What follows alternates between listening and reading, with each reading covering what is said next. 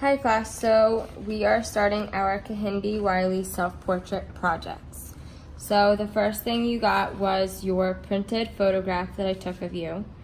And what we are going to do is we are going to draw a grid on both the portrait of yourself that I gave you and your project paper.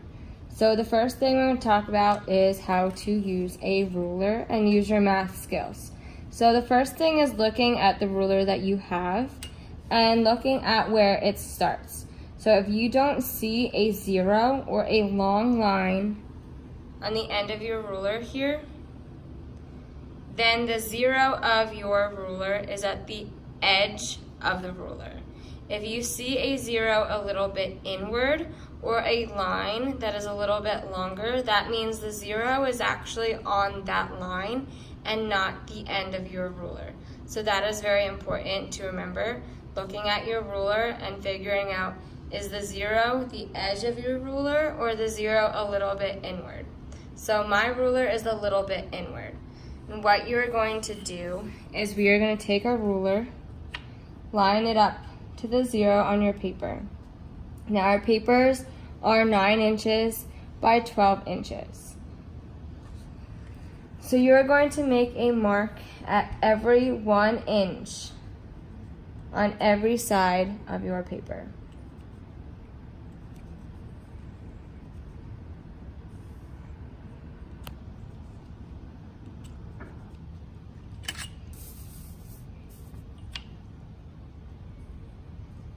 Again, lining it up,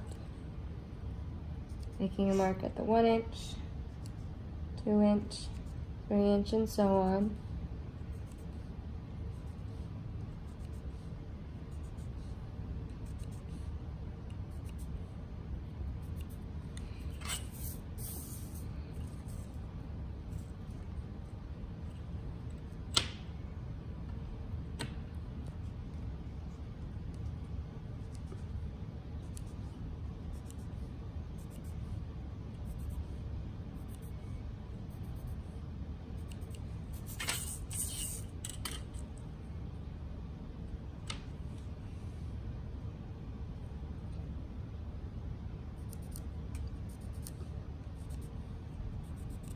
When doing this, you want to draw lightly so that way you can erase when we are done and you don't see any of these marks that we make.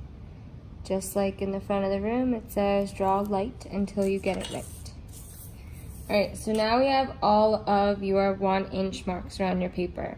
Now you're going to take your ruler and we are going to connect them across from each other, going in both directions. I'm drawing a little bit darker on my paper so that way you can see it in the video. However, on your paper, it is better if you draw lightly so that way we can erase and your marks aren't shown on your final project.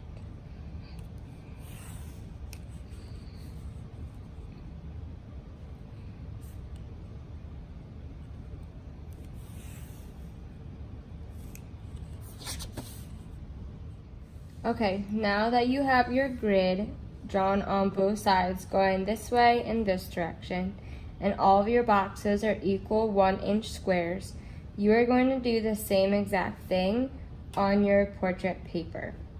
Once you are done gridding on your portrait paper and your final product paper, you are going to look at the boxes on here and here to help you guide yourself and figure out where the parts of your face and yourself are on here to help you draw it on your paper. So that means we are going to count our boxes. Now I'm going to fold this part of my paper up and behind so that way I'm not seeing this empty space, but I start at the bottom of my portrait so that way when we start drawing it on here, we're not just floating in empty space, but ourselves are at the very bottom of our paper. So I'm going to start here as my very first row of boxes. So I'm going to count how many boxes this way and this way a mark or a line of myself is on here to draw it on here. So I'm going to count how many boxes of where this mark of this shirt lies. So it is the first row and it is 1, 2, 3 boxes over, and it is on the line of the third box. 1, 2, 3, and I'm gonna make a mark there. And we're gonna move up to the next part of our outfit, or the next part of our portrait, to figure out where it lies on this line. So it is 1 row up and a little bit over, about halfway between the third and the fourth box. So 1 row up in between the third and the fourth box. Now you're going to pay attention to where every line of yourself either touches a line of your boxes or changes in direction. So we're going to move up a little bit. Now this is the second row, and it is about 1/3 the way up to the second row, and a little bit more than halfway to the fourth box. So 1, 2, 3, almost 4, and it is 1/3 the way up to the second row of boxes. Now this part of my shirt is the second row, and it is a little bit above the mark that I just made. So right here.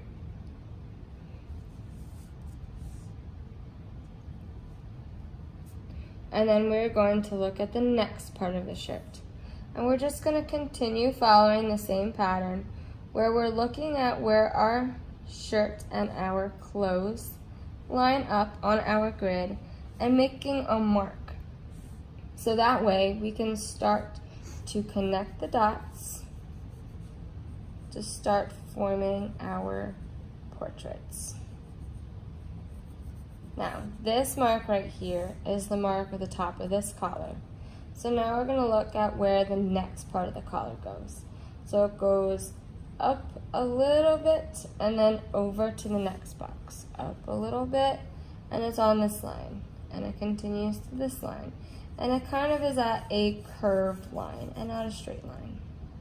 And the bottom of the collar starts here and follows the dots that you already made, but just a little bit below. So I have in my collar. And now we're going to move up to the neck. And your face, your chin goes out to here. It goes upward and back.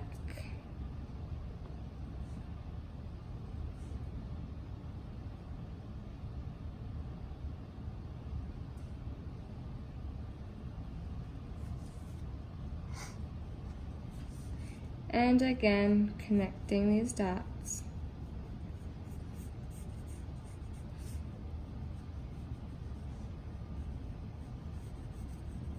To help you in drawing your face. Looking at where the line is in that box, and it helps you to count this direction, and figure out where that dot is in that box. So if I'm looking at this part of the forehead and underneath this hair wrap, it is the 1, 2, 3, 4th box over 1, 2, 3, 4, 5, 6 boxes down. So I'm going to count 1, 2, 3, 4 over, 1, 2, 3, 4, 5, 6 up, and that dot is about 1/2 the way in the middle of that box. The hair wrap goes down like that and goes at a little bit of an angle, and so forth. So by the end of the project, like we talked about, we were looking at artist Kehinde Wiley, and we were noticing his background of color and pattern, and then his realistic portraiture. So by the end of the project, this is what the final should look like. I have my portrait drawn.